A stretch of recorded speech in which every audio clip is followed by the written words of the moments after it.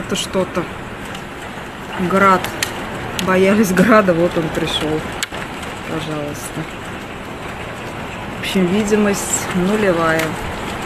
Можно сказать, на Волге вообще все судна, похоже, к берегу встали. Вот так вот, друзья, и до нас дошел и град, и дождь. А тучка была очень безобидной. Ливень продолжается. История не закончилась. Это похоже надолго сегодня, на весь день. Вот накопал. Да, наши бассейны залило.